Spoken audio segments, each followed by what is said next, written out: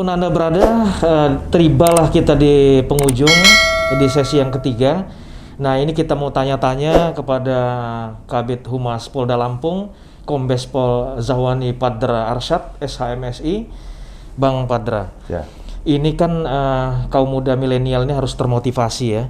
Terus mereka ini kadang-kadang tanya-tanya juga, gimana sih mau jadi polisi ya, cara-caranya. Apalagi ini saya dengar ada rekrutmen juga, terus untuk yang sarjananya, yang dokternya juga. Ya. Nah ini sedang ada pembukaan khususnya di polisian.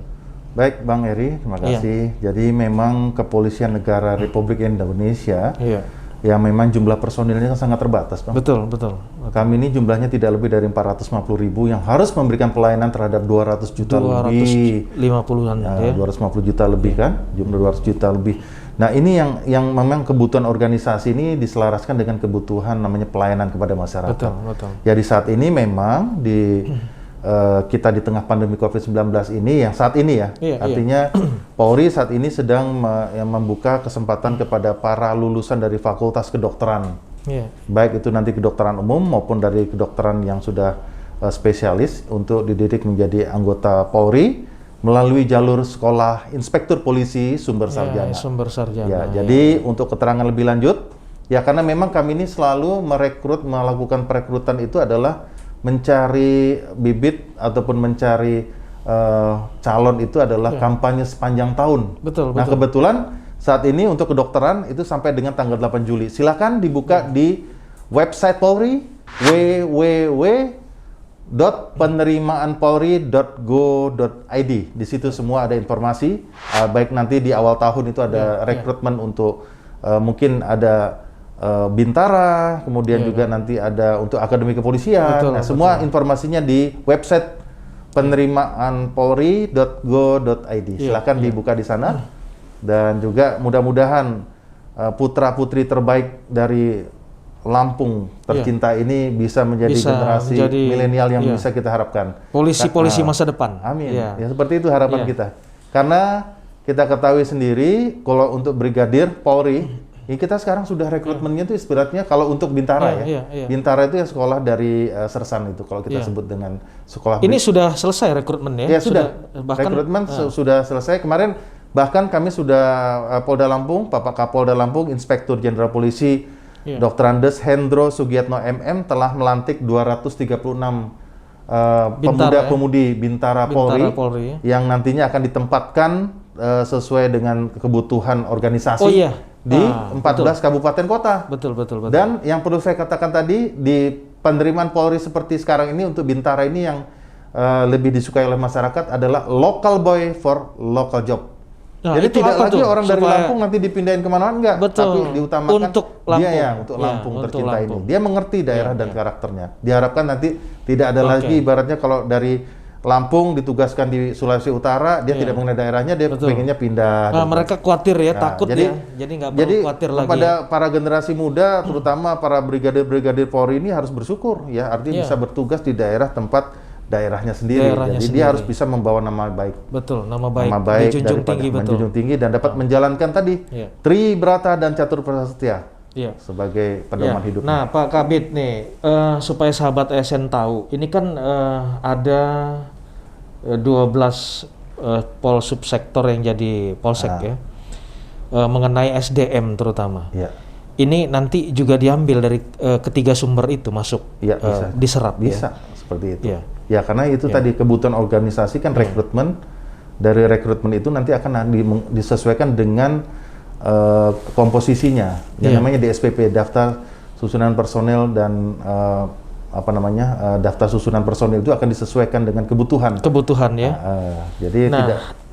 Terus saya lihat ini mau minta informasi juga nih sahabat ASN bahwa kan Pak Kabid sudah hampir 2 tahun lebih. Nah ini terakhir dengan Pak Irjen Pol Hendro Sugianto ini kan orangnya soft tapi tegas ya. Ada beberapa kasus Candi Puro, terus ada kasus begal pembunuhan dan sebagainya yang banyak perlu nanti kita urai di sesi berikutnya. Nah ini kita minta bocoran nih di HUT Bayangkara kemarin kan Pak Kapolda itu juga memberikan penghargaan ya kepada 500 atau 400 sekian ya bintara dan perwira untuk kenaikan pangkat. Betul. Itu dari segi SDM.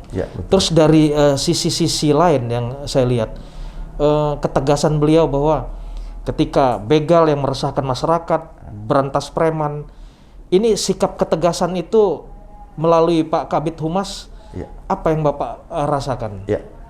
Baik, jadi kebijakan Bapak Kapolda Lampung, Inspektur Jenderal Polisi Dr. Andes Hendro Sugiatno MM, beliau pada saat dilantik menjadi Kapolda Lampung, pada saat serah terima disampaikan kepada awak media bahwa beliau berkeinginan dan keinginan yang kuat bagaimana caranya memberikan pelayanan Polri kepada masyarakat, apalagi beliau sudah mendengar kata-kata begal atau yang kita sebut dengan street crime, penyakit masyarakat. Beliau memerintahkan ke seluruh Kapolres harus melakukan tindakan tegas terhadap pelaku begal yang kita kenal dengan nama curas, pencurian dengan kekerasan, pencurian dengan pemberatan, pencurian kendaraan bermotor, dan narkoba. Nah, seperti itu, apalagi premanisme pungli. Beliau hanya berprinsip secara universal, Polri itu adalah harus dapat melindungi, mengayomi, dan melayani masyarakat, dan secara universal, polisi secara universal itu adalah fight the crime and love humanity. Yang kita perangi, yang kita benci, yang kita tidak suka itu, yang kita perangi itu adalah kejahatan. Kejahatannya, kelakuannya. Tetapi dia adalah love humanity, itu adalah menghargai hak asasi manusia. Makanya tindakan tegas dari beberapa kasus yang sudah diungkap, bahkan beliau kemarin juga sudah mengembalikan, bahkan itu tapi ini cukup efektif ya, yang dirasakan Kamtibmas Lampung cukup cenderung stabil menurun. Betul. Bahkan beliau juga kemarin pada saat menjelang pada saat tanggal 1 Juli memberikan memimpin langsung upacara korp kenaikan pangkat anggota Polda Lampung dari mulai tingkat Tamtama, Bintara, terus kemudian perwira pertama, perwira menengah. Oh, Tamtama juga dilibatkan ya? Artinya kemarin ada reward ya? Ada kemarin tuh dari Brimob yang mereka sudah melaksanakan. Beliau mempunyai prinsip artinya reward and punishment, penghargaan dan penghukuman. Tidak sedikit yang beliau sudah melaksanakan kegiatan penghargaan. Tapi tidak sedikit juga yang melakukan. Kemarin ada kegiatan pemberhentian anggota Polri yang terlibat narkoba ya. Iya, betul sekali, yang karena terlibat kasus-kasus kriminal telah dilakukan upacara pemberhentian tidak dengan hormat. Artinya tidak main-main lagi ketika polisi tidak profesional langsung masuk dilepas oleh beliau. Jangan pakai baju polisi lagi ya. Karena beliau tuh ingin sekali menciptakan rasa aman di Lampung ini. Tidak ada lagi istilah-istilah premanisme, pungli, laporkan kepada polisi. Bahkan beliau memerintahkan kepada seluruh personil Polri, kita ini sudah dibiayai oleh negara. Sudah dibiayai negara dan diberi persenjataan. Gunakan senjata itu. Untuk melindungi, mengamankan masyarakat. Berguna untuk tepat guna, tepat sasaran. Karena kita sudah ada namanya Perkap 1 2009. Penggunaan kekuatan oleh kepolisian itu ada 6 tahapan. Yang pertama, kehadiran Polri dengan menggunakan seragam itu adalah negara, hadirnya hukum, hadirnya negara di tengah masyarakat menggunakan seragam Polri. Yang kedua dengan lisan, berhenti, jangan bergerak, Anda sudah tertangkap, itu lisan, itu adalah hukum yang bergerak. Yang ketiga adalah penggunaan tangan kosong, lunak, yaitu tangkisan, kuncian, nah itu seperti itu. Yang keempat adalah penggunaan tangan kosong keras, pukulan, bantingan, seperti ketika keadaan sudah force majeure, terdesak Yang keempat, seorang anggota Polri. Yang kelima adalah penggunaan alat-alat kepolisian, seperti tongkat, gas air mata, borgol, pentungan, sampai dengan peluru karet. Nah, baru yang terakhir adalah menggunakan senjata. Menggunakan senjata apabila membahayakan terhadap diri petugas dan orang lain di sekitar. Nah, itu. Jadi kemarin itu bukan semata-mata dilakukan tindakan tegas semua lakukan apabila akan melawan dan tidak membahayakan, tegas yang terukur terukur, itu yang kita tunggu. Dan setiap anggota yang sudah melakukan membuang satu peluru itu ataupun menggunakan senjata itu berbuat pertanggungjawaban. Ada diatur seperti itu. Nah, terus di Hari Bayangkara ini saya rekam juga secara digital. Itu ada vaksin massal yang dari program pusat yang cukup efektif dan berhasil nih. Iya, betul. Itu sasarannya. Betul. Jadi memang beberapa waktu yang lalu pemerintah Provinsi Lampung ini dari data BNPB adalah cukup masih rendah untuk tingkat vaksinasi yang divaksin untuk masyarakat Lampung. Tentunya di sini kita kan sudah terkenal dengan istilahnya Satgas penanganan COVID-19 di tingkat provinsi, di tingkat kabupaten, kota, itu ikut berpikir. Apalagi kita sudah dikenal dengan namanya 3 pilar. Pemerintah daerah, Polri didukung oleh TNI. Ya, kita harus memikirkan itu, harus bantu pemerintah dalam mendukung pencanangan 1 juta vaksin dalam 1 hari. Ya, alhamdulillah kemarin kita target ya pada saat itu dari dosis vaksin ya 33.000 atau 3.500 ya. Sebenarnya itu kan dibagi di 14 Polres. Betul. Untuk 15 kabupaten kota khusus. Itu secara serentak ya? Serentak kemarin ya? Serentak di seluruh Indonesia juga. Jadi kita target, kita membantu program pemerintah dan itu dilaksanakan. Jadi targetnya kemarin ada 3.500. Ternyata sampai mencapai 4.250 lebih. Oke, luar biasa ya, luar biasa. Bahkan Bapak Presiden sudah mencanangkan lagi nanti di bulan Agustus akan targetnya itu bukan 1 juta, 2 kali lipat. Itu untuk vaksin pertama ya, nanti kan kedua ya. Ya, nanti ada tahapan ininya berikutnya. Betul. Dan mereka juga, apalagi sekarang di tengah pemberlakuan pembatasan kegiatan masyarakat darurat ini, setiap warga masyarakat yang ingin berpergian baik jalur darat, laut dan udara harus menggunakan surat keterangan vaksin. Iya, betul. Selain daripada keterangan PCR maupun artinya mereka rugi sendiri ketika mereka tidak bervaksin ya. Ini vaksinnya banyak sekali korban-korban hoax ya, yang ini itu Pak Kabid ya. Makanya kita selalu kalau saya pesan sudah 2 kali ini ngerasa sehat loh, justru yakin diri ya. Betul sekali. Jadi memang harus itu yang kita sebut tadi, bagaimana warga masyarakat itu dapat memberikan informasi yang baik, cepat, tepat, dan akurat. Jadi harus jangan sampai menjadi berita hoax. Nah, itu kalau prinsip kami, agar berita-berita itu agar disaring sebelum di-sharing. Itu jangan kita baca dulu, disaring dulu sebelum kita sharing. Jangan sampai itu menjadi malapetaka ya, bahkan apalagi sekarang kita udah eranya post-truth loh, Bang. Iya. Era post-truth itu kan apabila yang dilakukan itu adalah pembenaran, itu jadikan suatu kebenarannya salah nantinya. Ini yang harus dicek, cross-check. Setiap informasi dapat cross-check lagi, benar nggak nih seperti ini. Ya itulah kepada generasi milenial dan sahabat ESN dimanapun berada, saya berharap untuk bisa kita saling bekerja sama. Apalagi tugas Harkamtibmas ini bukan hanya tugas kepolisian negara Republik Indonesia atau setiap anggota polri, tapi semua lapisan masyarakat. Kita bersatu padu bekerja sama untuk menjalankan suatu menciptakan rasa harmoni kita. Betul. Jadi sekarang tidak bisa, kan sudah ada, kalau misalnya parkir aja sembarangan gitu. Kan sudah ada polisi, nggak bisa juga gitu. Pasang kunci ganda, parkir yang pas. Kalau parkir ditaruh di mana yang penjagaan yang betul, jangan taruh begitu aja.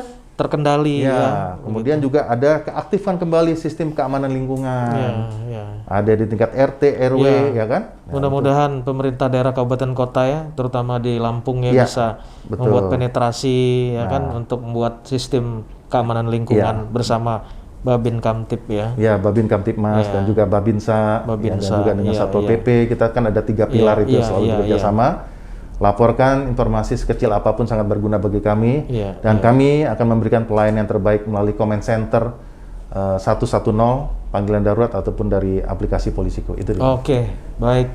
Sahabat SN dimanapun Anda berada, terutama sahabat yang ada di Provinsi Lampung, itu tadi bincang kita seputar ngobrol pintar, dan kita sudah bongkar dari hulu sampai hilir persoalan beliau sebagai polisinya dan sebagai pribadinya. Mudah-mudahan ini menjadi satu inspirasi bagi kita semua, bagaimana langkah kita supaya bijak untuk menyikapi sesuatu dan mengambil satu hikmah dan pelajaran yang kita petik dari obrolan hari ini, tanggal 5 Juli 2021.